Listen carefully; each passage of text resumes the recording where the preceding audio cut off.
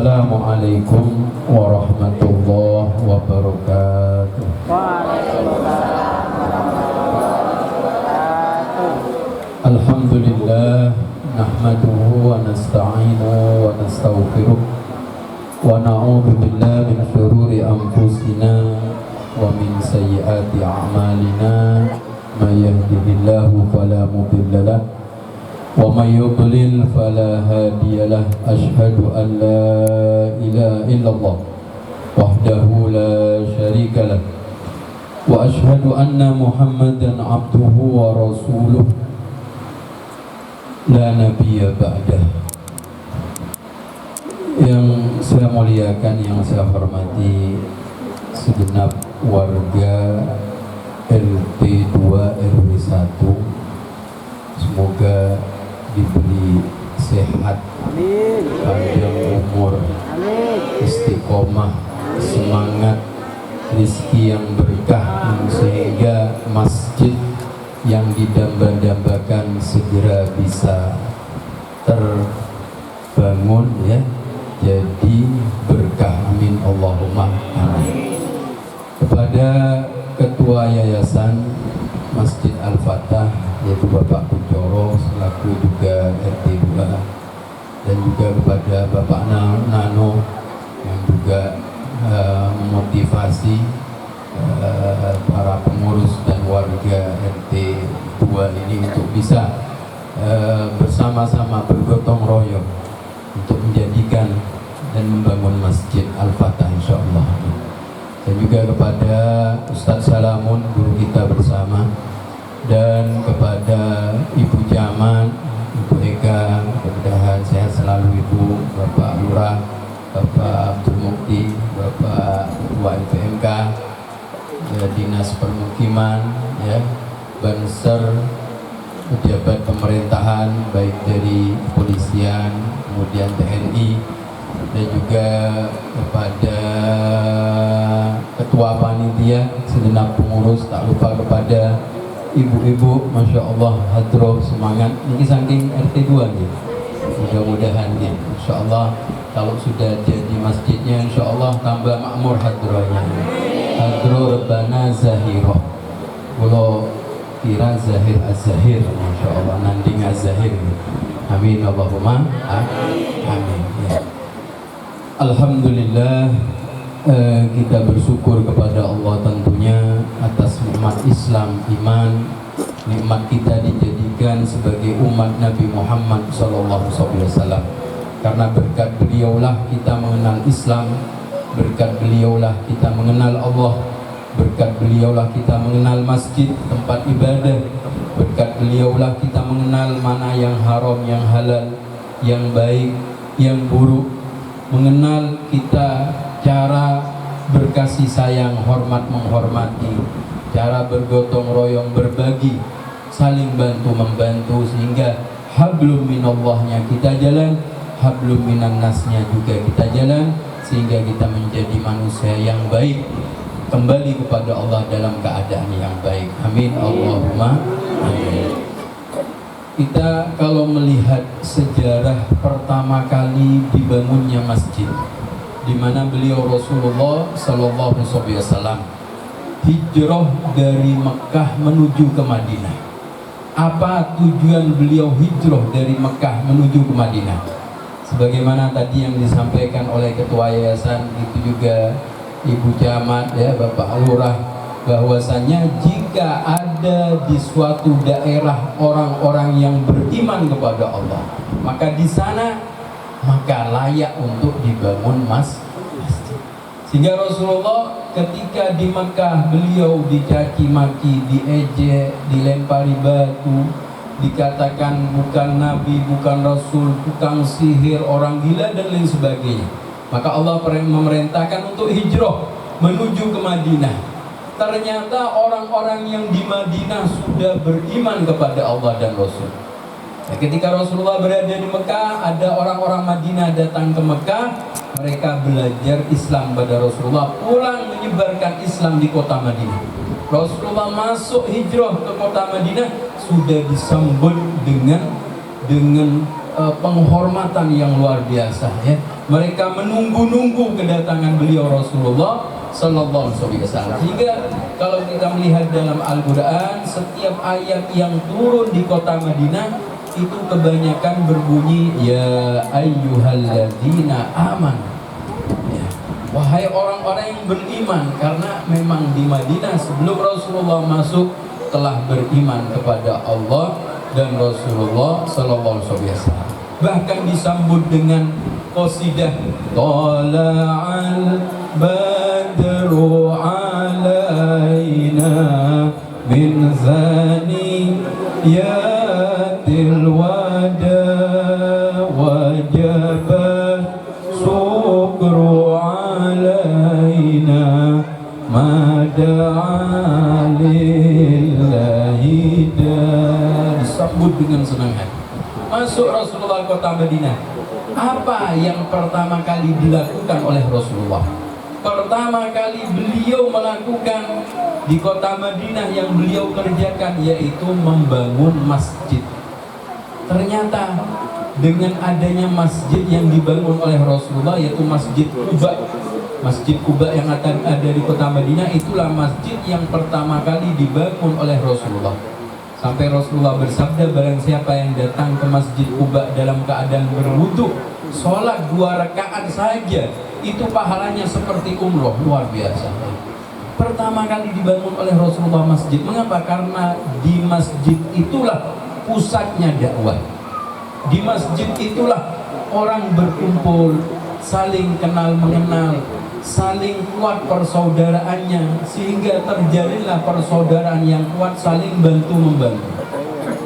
Di mana beliau Rasulullah SAW pada saat itu melihat memang kota Madinah itu ekonominya dikuasai oleh orang-orang yang di luar Islam. Maka apa yang dilakukan oleh Rasulullah? Beliau bangun masjid. Lalu beliau memerintahkan orang yang di sekitar untuk sholat di masjid yang laki-laki. Akhirnya ketika mereka sholat di masjid saling kenal mengenal. Yang memiliki ladang sawah, yang ini memiliki toko, yang ini berdagang, akhirnya satu dengan lainnya saling kenal, saling kuat ekonominya, maka bertambahlah kekuatan Islam di kota Madinah. Juga Allah Subhanahu wa taala berfirman, la masjidun ussisa 'alat taqwa min awwal yaumin ahaqqu an taquma fihi rijalu yuhibbuna ayyatatahharu wallahu yuhibbul mutahhirin atau kama qala Allah Subhanahu wa taala. Jadi la masjidun ussisa 'ala taqwa, sungguhnya masjid ini dibangun di atas dasar takwa. Masjid dibangun atas dasar takwa. Masjid dibangun atas dasar gotong royong.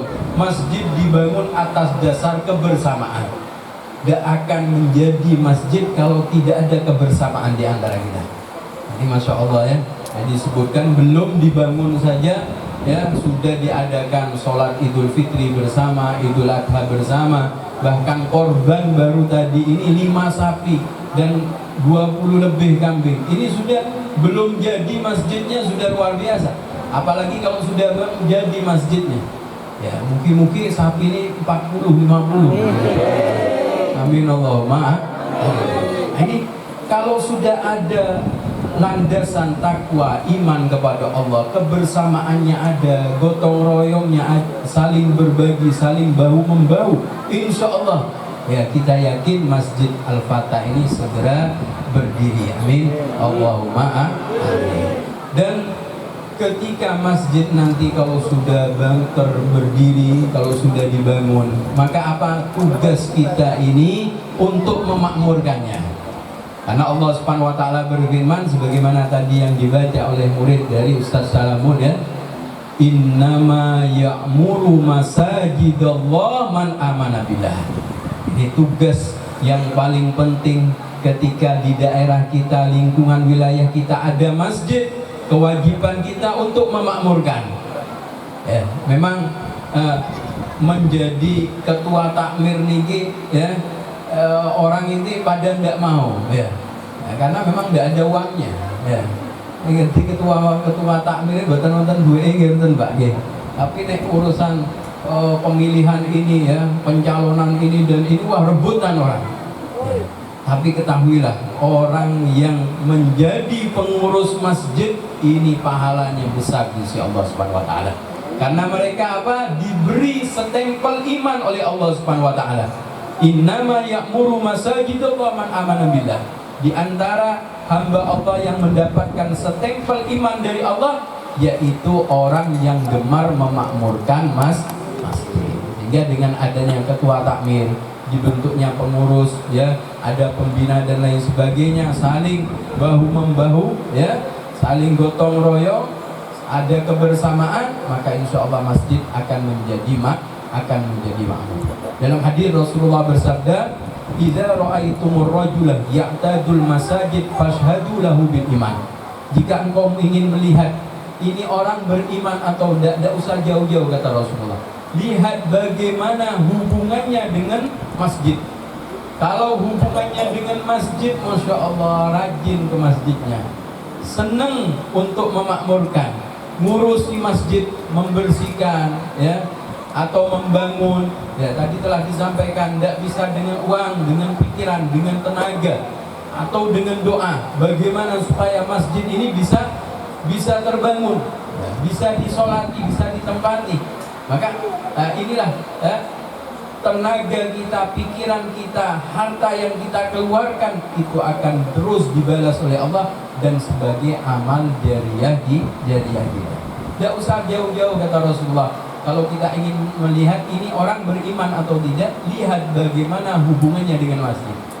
Nah, tadi sudah diawali oleh Bu Camat, ya, ini nyumbang semen, insya Allah. Ya, dengan diawali oleh Bu Camat, nanti selanjutnya insya Allah segera terbangun. Amin Allahumma amin Allahumma amin. Tidak usah jauh-jauh, lihat hubungannya dengan masjid, lihatlah perhatiannya terhadap masjid, maka itulah orang yang beriman kepada Allah subhanahu wa ta'ala. Dan juga Rasulullah SAW beliau bersabda, kunu fid dunya duyufan wattakhidul masjidah buyutan. Jadilah kamu di dunia ini seperti tamu. Jangan kita mengharap kita akan hidup kekal di dunia ini. Jadilah seperti tamu, ya. Bagaimana tamu yang sudah kita menjadi tamu yang terbaik, ya. Bertamu menghormati tuan rumahnya, hormati yang pemilik dunia akhirat ini, yaitu Allah Subhanahu wa taala. Ya. Taati perintah Allah, ikuti perintah Allah, jauhi larangan Allah subhanahu wa ta'ala. Wattakhidul masjidah buyutan, dan jadikan masjidmu seperti rumahmu. Ini pesan Rasulullah, jadikan masjidmu seperti rumahmu. Maksudnya apa?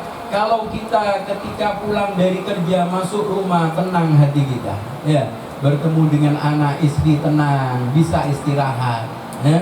Kemudian juga kita bersihkan rumah kita kalau kotor.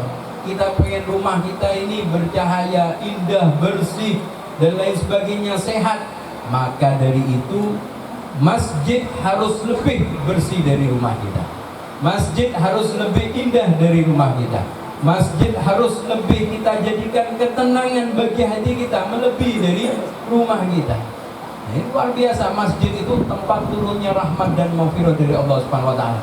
Sampai orang kalau tidak bisa tidur, nek Jumatan, ya, masuk masjid duduk saja tidurnya, Masya Allah, luar biasa, ya. Minyaknya luar biasa, nikmati luar biasa. Tidak bisa tidur di rumah, tidur di masjid. Tapi jangan dijadikan tempat tidur. Ini menunjukkan apa?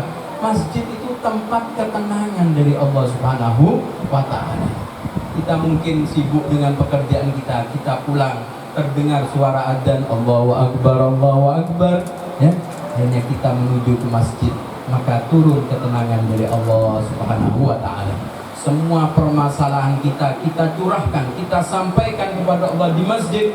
Semua permasalahan insya Allah dimudahkan, diselesaikan oleh Allah Subhanahu wa ta'ala.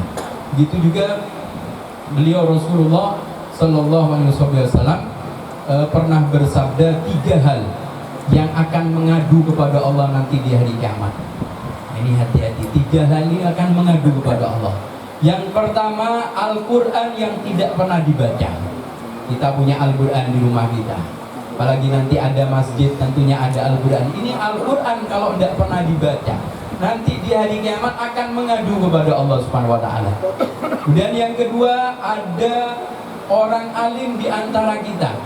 Misalnya nanti masjid sudah dibangun, ada pengajarnya, ada ustadznya yang siap mengajari kita tentang permasalahan fikih dan lain sebagainya, membaca Al-Quran, ya, dan baca tulis Al-Quran dan lain sebagainya. Kok tidak ada orang yang mau hadir, tidak ada orang yang mau belajar? Ini ustadz nanti ini akan mengadu kepada Allah Subhanahu wa Ta'ala. Dan yang ketiga, masjid. Masjid sudah dibangun begitu indahnya, begitu megahnya, bersih dan lain sebagainya. Kok tidak ada orang yang memakmurkan?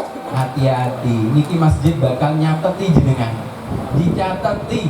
Yang tidak pernah hadir ke masjid kecuali udzur, itu nanti di akhirat akan dilaporkan oleh masjid kepada Allah Subhanahu wa Ta'ala. Jadi jangan sampai ketika nanti Masjid Al-Fatah sudah berdiri bagus, lalu kok tidak ada yang makmurkan. Jangan sampai, kita tanggung jawabnya besar di hadapan Allah Subhanahu wa Ta'ala. Kalau kita melihat masjid zaman Rasulullah, Masjid Quba, ya, dulu ketika dibangun pertama kali dan para sahabat memakmurkan masjid tersebut, Masjid Nabawi begitu juga, ya, itu hanya berupa apa? Hanya digaris saja oleh Kanjeng Nabi, ya, tanda, oh ini masjid, ya. Tidak ada atapnya, tidak ada kipas anginnya, tidak ada AC-nya, tidak ada keramiknya, tidak ada karpetnya. Tidak seperti masjid yang sekarang ini. Tapi sahabat luar biasa senangnya kalau sudah berada di masjid, senang untuk sholat bersama Rasulullah, makmum bersama Rasulullah di masjid. Tapi kita sekarang, Masya Allah, masjid di mana-mana terlihat megahnya luar biasa. Ya, ada kipas angin, ada AC-nya, karpetnya, kamar mandinya bersih dan lain sebagainya. Tapi terkadang berat orang untuk melangkahkan ke masjid. Kata beliau Rasulullah, akan datang suatu zaman masjid hanya dijadikan seperti jalan. Mudah-mudahan tidak di lingkungan ini, ya. Masjid hanya dijadikan seperti jalan. Maksudnya apa? Sudah terdengar suara adzan, Allahu Akbar, Allahu Akbar, namun dilewati mawon di masjid, ya, dilewati mawon, dikelilingi saja, tidak masuk, tidak mau sholat berjamaah di masjid. Nah, ini akan datang. Akhirnya masjidnya sepi, nopo meneh wayai subuh, ya, malaikatnya malah bingung loh, kok imamnya terus di sini nih. Ini hati-hati, ya, ketika dibangun masjid, mari kita berusaha hubungan hati kita keluar dengan masjid. Dalam hadis disebutkan akan datang suatu zaman nanti manusia dikumpulkan di padang mahsyar, matahari sejengkal di atas kepala kita, manusia dalam keadaan kepanasan, ya, kebingungan, gelisah, susah. Namun ada 7 golongan, kata Rasulullah. 7 golongan ini tidak bakal kepanasan, tenang, seneng. Ya, seperti orang yang berada di ruangan ada AC-nya, tenang dan lain sebagainya, tidak kepanasan, tidak susah, tidak gelisah. Siapa 7 golongan ini? Salah satunya, kata beliau Rasulullah, rajulun qalbuhu mu'allakun bil masajid. Orang yang hatinya ada hubungan kuat dengan masjid, cinta dengan masjid, senang memakmurkan masjid, memikirkan masjid gimana supaya terbangun, memikirkan masjid gimana supaya makmur, dikeluarkan hartanya di jalan Allah untuk pembangunan masjid, walaupun tidak bisa bangun seutuhnya, tapi dia semampunya. Karena Rasulullah bersabda, man bana masjidan banallahu lahu qasran fil jannah. Siapa yang bisa membangun masjid, kata para ulama ahli hadis, tidak harus seutuhnya kita bangun masjid, semampunya. Oh, semen sak-sak, semen romsak, pasir apa, batu dan lain sebagainya, semampunya kita. Itu sudah kita tercatat di sisi Allah. Allah akan membangunkan kita nanti istana di surga. Amin Allahumma amin. Ya, maka dari itu mari kita jadikan insya Allah Masjid Al-Fatah ini ketika berdiri nanti, ya, masjid yang insya Allah menjadikan ketenangan bagi hati kita. Semakin dekat kita kepada Allah Subhanahu wa Ta'ala, semakin dekat kita kepada Nabi Muhammad sallallahu alaihi wasallam. Amin Allahumma amin. Wonten kisah, ya, kita ambil pelajarannya. Ada, sebut saja namanya Mbah Madi. Mbah Madi ini tukang adani masjid, ya, tukang adan. Oh, lama sekali dari muda sampai tua. Ini orang-orang sing tukang adan, ya. Ini nanti ketika jasadnya berada di alam kubur akan utuh, tidak bakal dimakan cacing, ulat, binatang yang ada di alam kubur. Itu tukang adan. Begitu juga hafizul Quran, ya, orang yang hafal Quran. Begitu juga tentunya orang soleh, baik dari laki-laki, solehah dari perempuan, itu akan utuh jasadnya orang yang beriman kepada Allah SWT. Ini Mbah Madi ini ngadeng subuh, zuhur, maghrib, isya, asar. Suatu saat beliau adzan seharusnya maghrib tepat waktu, isya tepat waktu, kok belalah suatu malam beliau adzan jam 10 bengi.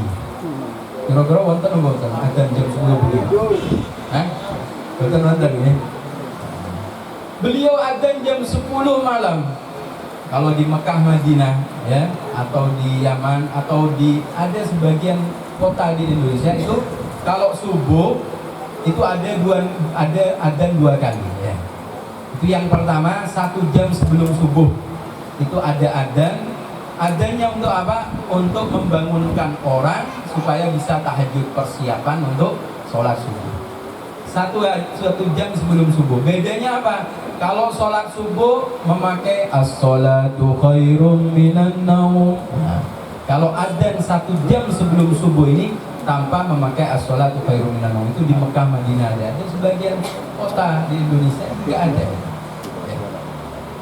Nah, ini adzan ini duduk 1 jam sebelum subuh, tapi jam 10 bengi. Wah, kami kabeh wong ini dikira adzan apa nih Mbah Madi ini? Ya, yang tidur bangun dikira subuh, delok kok jam 10. Yang sedang nongkrong duduk-duduk, wah, lho kok wis adzan apa iki? Geger kabeh sak RT ini. Sakak. Akhirnya rombongan ketua RT-nya, ya, dan warganya rombongan marani Mbah Madi, ya, yang salah adzan ini. Meh diseneni, mbuh meh diopoke Mbah Madi. Rombongan wis bawa pentungan kabeh iki. Oh, masuk ketika berada di depan masjid, Mbah Madi metu. Berat-berit ketua RT, metu Mbah, metu. Berat-berit di sini, Mbah. Akhirnya metu Mbah Madi, letak gitu. Akhirnya ketemu. Nah, ketua RT-nya, pripun jenengan iki, Mbah? Jenengan adzan jam 10. Adzan nopo niku jam 10 niku? Apa ndak tahu jam, ya? Adzan niku jam subuh, asar, maghrib itu adzan jam 10 jenengan iki. Ada yang lain yang mengatakan, wis adzan iki Mbah Madi. Mbah Madi niki wis tuwa ganti mawon tukang adzan iki, macam-macam sudah dijelek-jelekkan. Akhirnya setelah mereka sudah berbicara dengan sendirinya, mereka mengatakan menjelek-jelekan Mbah Madi, baru beliau ngomong, Mbah Madi, saya tadi adzan maghrib tepat waktu, jenengan ndak ada semua. Saya adzan isya kok ora ono sing teko. Lho kok sakniki kula adzan jam 10 kok teko kabeh. Iki sing edan kula napa jenengan? Ini dibalik, Mbah. Sing edan iki kula napa jenengan? Wis sak adzani isya kok ora ana sing teko. Adzan isya maghrib ora ana sing teko. Lho kok adzan jam 10 teko kabeh. Akhirnya isin kabeh iku balik semua, ya. Balik semuanya. Akhirnya apa? Ya. Mbah Madi adzan subuh, Masya Allah, ketua RT-nya ada di depan sendiri, sok pertama masjid dikebok, selanjutnya Masya Allah, wilayah tersebut jadi makmur, turun keberkahan dari Allah Subhanahu wa ta'ala. Ya, mudah-mudahan ya, ini ada acara peletakan batu, ya, dan masih ada acara yang lain mungkin, dan mendekati duhur juga, saya tidak perlu panjang lebar. Yang penting tadi sudah dimotivasi oleh kedatangan kerawan Ibu Jaman, Bapak Lurah, Bapak PMK, ya, dari Dinas Permukiman, dari semuanya di sini, dari pejabat pemerintahan dan masyarakat sini. Insya Allah ini dengan niat yang baik kita, ya, Bismillahirrahmanirrahim. Kita mohon kepada Allah Subhanahu wa taala, semoga Allah Subhanahu wa taala memudahkan ya, memberikan kelancaran, keberkahan sehingga masjid bisa segera berdiri, segera jadi dan kita bisa memakmurkannya. Istiqomah. Amin Allahumma amin. Salatullah salamullah ala toha Rasulillah. Salatullah salamullah ala yasin habibillah.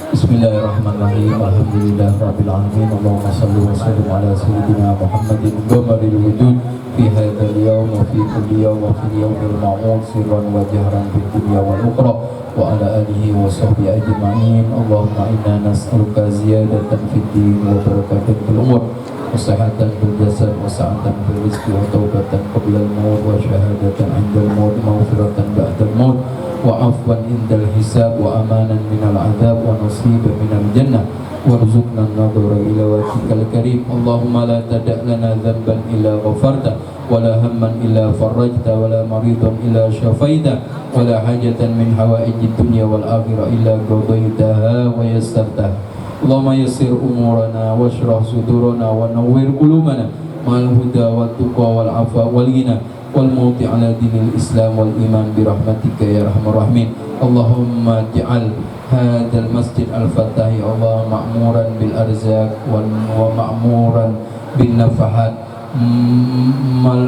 mamlu'an bin nur was-salah wa qira'atil Qur'an ya Allah. Allahumma ja'al ahlana wa auladana wa talamidana wa jami' hadzal bilad ya Allah min ahli ibadah min ahli masjid min ahli khair min ahli Quran ya Allah ya rabbal alamin. Rabbana ighfir lana wa liwalidina warhamhuma kama rabbayana shighara. Wa sallallahu ala sayyidina Muhammadin wa alihi wasallam. Walhamdulillahirabbil alamin. Assalamualaikum warahmatullahi wabarakatuh.